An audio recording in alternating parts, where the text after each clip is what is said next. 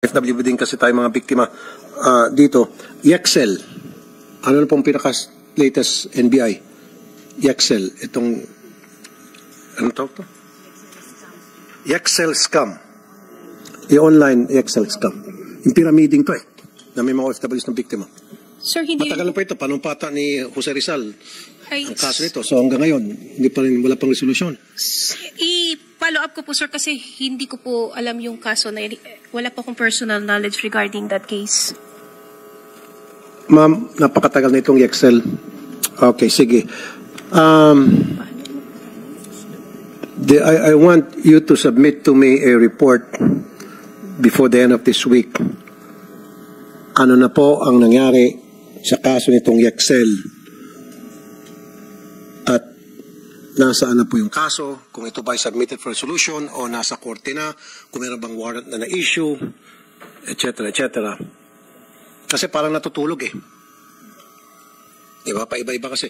Ang pangit ko kasi niyan na merong scammer o nang scam by the hundreds of millions. Lahat tayo very hype. Maingay tayo. And then after ilang buwan, bigla tayong tumahimik. May problema doon. Kaya pakicheck lang po. Gusto ko po, I'm really interested in the taong bayan also is interested. Dahil sumikat ito pumutok to Lahat po tayo nag-ingay dito Then all pa sa atin, tahimik tayo. So gusto kong malaman ang status po nitong Yexel. Okay, pakicheck lang po sa mga kasama sa NBI. Yes, Your Honor. I-check po namin kasi hindi po ang human trafficking ang nag-handle po ng kaso. Maybe it's not human trafficking. Yes, opo, sir. Kaya dinugtong ko lang, pakicheck. I think meron din kaso ipinalata sa Baguio, if I'm not mistaken, NBI Baguio. So pakicheck lamang po. Yes, Your Honor. Sa NCR, sa main office ninyo. Yes, Your Honor. Just the same, before the end of this week. Of course, not from you. Maybe kung sino yung nag-handle ng case. I'm very interested. Ma'am, okay. Maasahan ko po yan. Salamat po, ma'am. Now, ito tayo sa pinaka-latest. From the oldest to the latest. Maaaring Piplo ang puntahan nyo.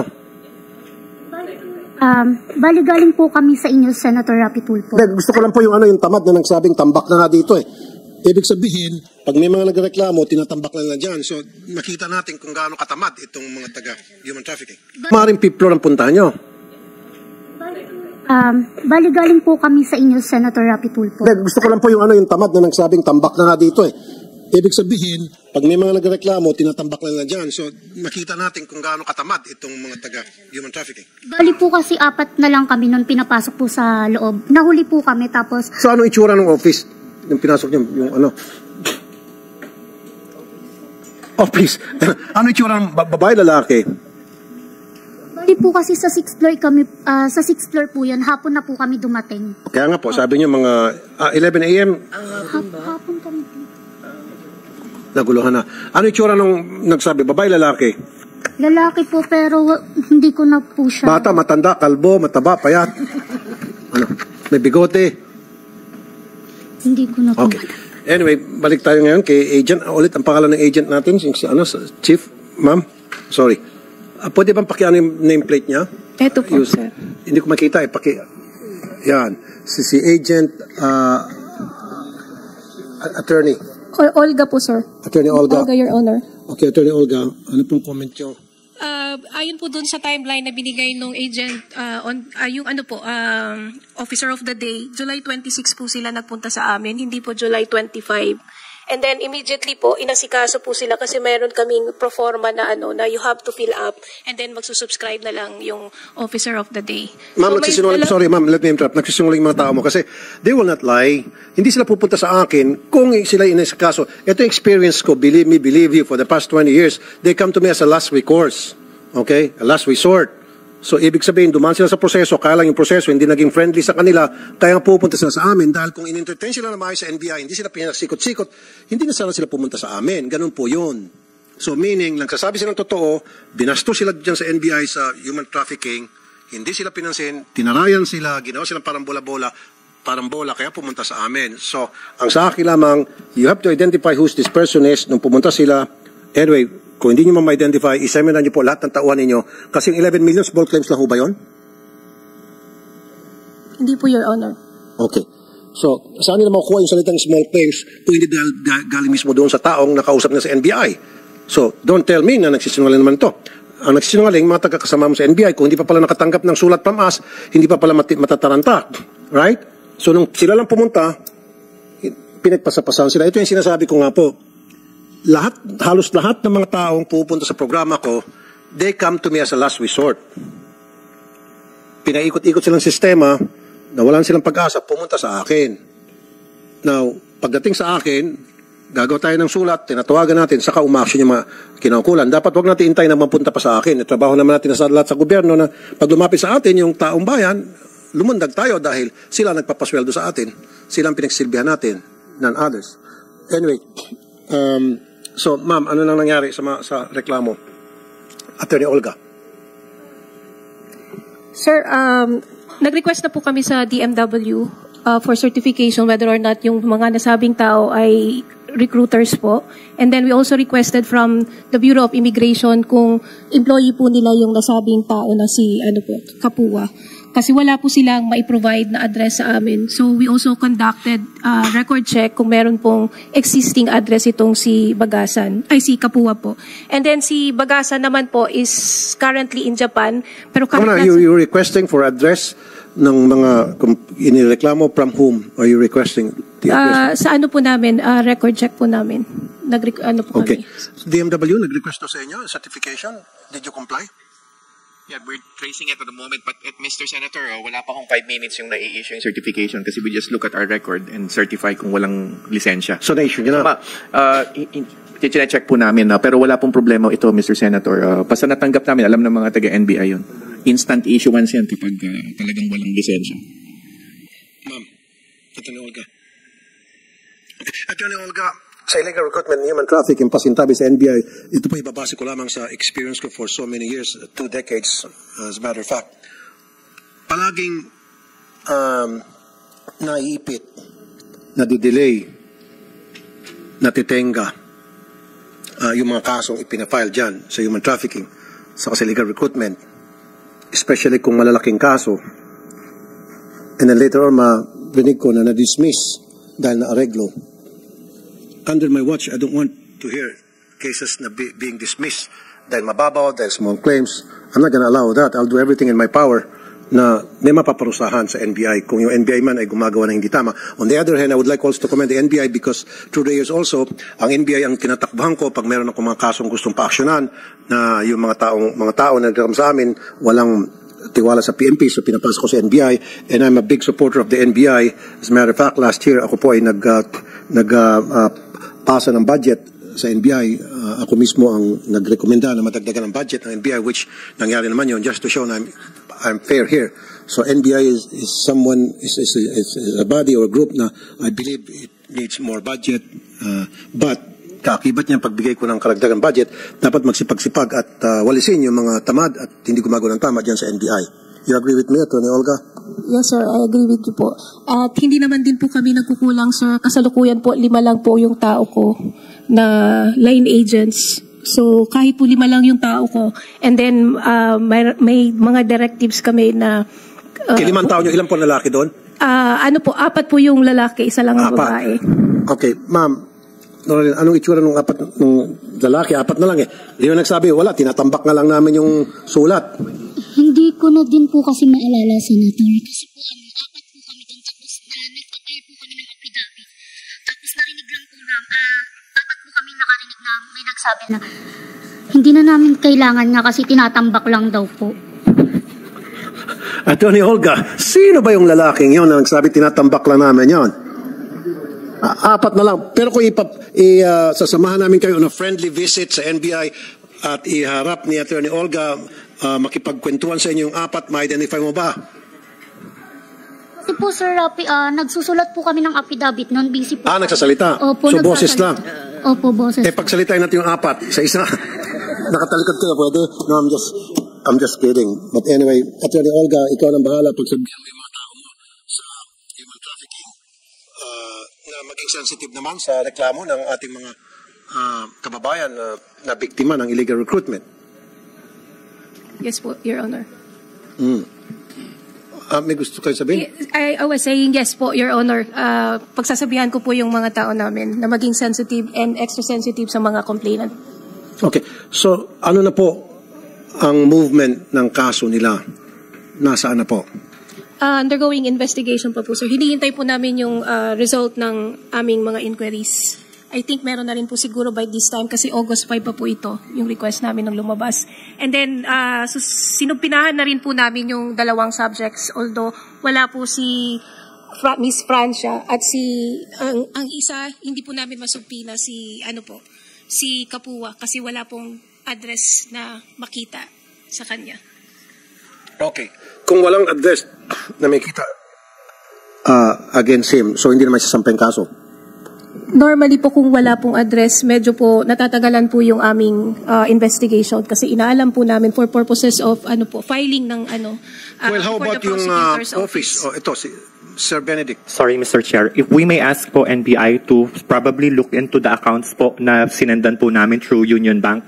Kasi po sa Union Bank naman po, when a person wants to open an account in Union Bank, they will be providing IDs. At the same time, they will be doing biometrics. So we were actually thinking na baka po itong mga taong to, sila po talaga yung nag-open ng account and then they provided their IDs. Probably if NBI could look into it, makakakuha po tayo ng details Yes, or information about it. Thank you po, Mr. Yes, Chair. pero meron tayong Data Privacy Act, Mr. Benedict. Pero through the courts, pwede naman siguro na maobliga yung bangko na para ibigay yung address. Tama?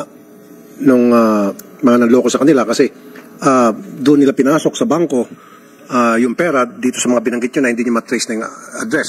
Tama ba, NBI? Yes, sir. Yes, Your Honor po, through AMLAC po. We can AMLAC. request. Opo. Etong anong pangalan itong Mondarambon? Itong scam, itong si Joel Kapua, Francia Santos, Richard Agustin, Carolina Santos, andito yung mga complainant natin, nagpapanggap na mga taga-Bureau of Immigration para makapag-scam. And I'd like to acknowledge the presence of Benedict De Gia Tuason, Neri Panganiban Dizon, Chris Cortez, Mary Rose Daclison, Noraline Roselio, and Alma Mendoza. Thank you. They were all promised a job in Canada and Japan, pero wala naman pala dahil talagang scam lang to. So we need the presence of the NBI, and they're here, and of course the DMWs, DFA, para makatulong sa atin sa kaso ito. Gusto ko ulit pabanggit sa mga complainant. Sino gusto magkwento sa inyo? Paano kayo na modus? Kayo po, si Benedict? Good afternoon po, Mr. Chair, and good afternoon po sa all the department of the government. I'm Benedict De Gia Tuason po, part of the mga na-recruit po ni Miss France and Joel Kapua po, going to Canada. And we have other batches din po to Canada from a different place po in Canada, which is in Winnipeg. Ours is in Ontario po. And then, some of us are also recruited in Japan din po. Ano po yung kanilang modus operandi para makapagpanloko sa inyo? Bali po, Mr. Chair, it started po when 2 years ago po, actually po, kilala ko po si Miss France, which is si Francia Santos Baganas po. Siya po kasi po, may partner po siya na meron pong travel agency going to Japan, which is yung neighbor po namin, nakapaalis naman po niya, or napaalis naman po nung nung travel agency po nila. So for me po, it was a legit travel agency po na nakakapagpaalis. And then, come October po, nung naka-line up po ako for Japan po, when they tried to process the papers po, na-deny po kaming lahat without any reason po. Hindi naman po sinasabi sa Japan Embassy kung bakit po na-denied po yung application. So, lahat po kami na-denied before I went to South Africa po. So, nung bumalik po ako, nakausap ko po si Miss France. Ang sabi niya po is, may bago pong inaalok sa kanya, going to Canada po. So, kung gusto ko daw pong i-transfer yung application ko from Japan to Canada. Mm-hmm. So, nag-agree naman po ako when I asked kung magkano po yung initial na amount. She said it's only just for 130,000 pesos po. Okay. So, medyo mas mababa po dun sa Japan kasi yung application po sa Japan, it worth 270,000 plus eh. So, medyo po, for me, medyo nakakaano po siya kasi mas mababa. So, medyo nag-ano naman po ako, sabi ko sa kanya, sige po Miss France, I can go with that po. And then po, after that po, nag-recruit na po siya ng iba-iba na po na tao. As per her, ang kailangan daw po is 30 person per batches. So the first batch that we have, kailangan ma-complete yung 30 na person before we go to Canada. So hindi po i-allow daw po nung employer kung hindi daw po kami 30. And then, nung nakapag-recruit na po ng 30, saka na po sa amin pinakilala po yung immigration officer po na nag-alok po sa kanya. Yung immigration officer, let me interrupt, sorry. Ay, yung immigration officer na pinakilala sa inyo, hindi po tunay na immigration officer. Later on, you found out na fake ito. Yes po, Mr. Chair. But we don't have any idea po kung talaga pong nasa Bureau of Immigration siya. No, I already checked with the immigration at that time during my program. Isa sa kanila ata talaga immigration officer, Yes, former immigration officer, but he no longer works with the immigration. Exactly po, Mr. Chair. What happened po is that after po namin nakipag-conversation po dun sa JL Kapua po or Joel Kapua po, para po makuha po yung loob namin, he initiated po na magkaroon kami ng meet-up. So, Ano po, magkaroon na nakipag-meet up po kami sa kanya. Okay, meet up. Together with another... Saan po kayo nakita, sir? Bali po, ang meet up po namin is sa Quezon Avenue, McDonald's po. Katapat po siya ng Clowns. Sandali po. Okay, DMW, di ba? Yung isang recruitment agency na may kipagkita kung saan-saan other than their office, yan po agad a sign of illegal recruitment.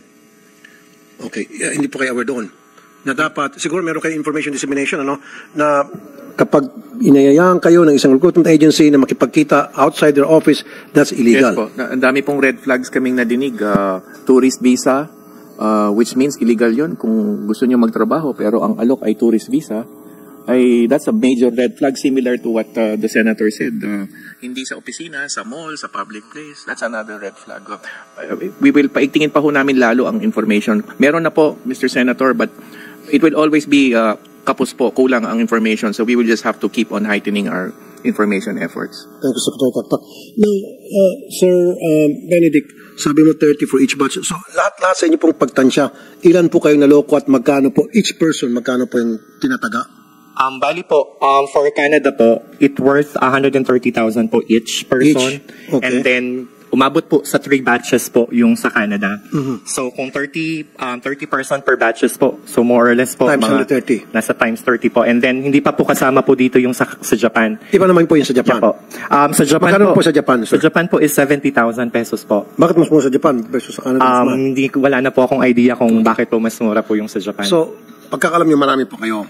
Yes po, Mr. Chair. Ito pong 4 ngayon ay hindi nyo na alam ang whereabouts nila. Hindi, wala po talaga. Bali po, ang nangyari lang po, ito pong si Miss Friends po, actually neighbor po namin siya. Meron din po kasama po sa amin doon sa batch po namin na kumari po siya. So, itong si Francia, kapitbahay nyo, nakikita mo pa rin ito hanggang ngayon? Nasa Japan po siya actually po. Nakatakbo na sa Japan. Hindi po, nasa Japan po talaga po siya nung nag-recruit po siya. Naka-Japan base siya. Opo. Bali po, ang may representative po siya, which is yung sister niya po, si Carolina Santos. Okay, sige. Ma'am Noraline Roselio, Japan group naman to, complainant for the Japan Good group. afternoon po, Sir Rapitul po. Good afternoon po, everyone. Bali si Ma'am Francia po, Sir. Nung ni-recruit niya po kami, sabi niya po sa amin, nagtatrabaho daw po siya doon sa company na papasukan namin, which is manager daw po siya. Okay. And then, tinanong namin, ma'am, legit po talaga. Sabi niya, hindi ako yung makakasagot niyan, kundi yung taong na-recruit ko din before. Tas yun po, sir, ang dami niya din po nakuha sa Japan, which is 38 po kami, sir. Yung iba pong kasama namin, sir, may cancer pa.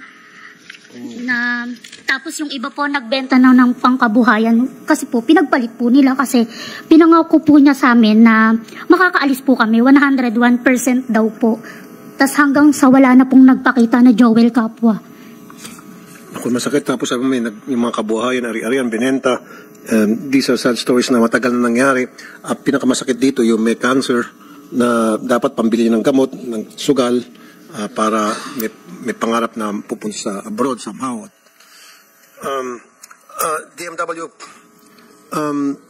bakit patuloy pa rin marami tayong mga nabibigyan kababayan despite the fact na hindi naman siguro kayo nagkulang sa information dissemination at ating gobyerno sinasabi yung mga do's and don'ts.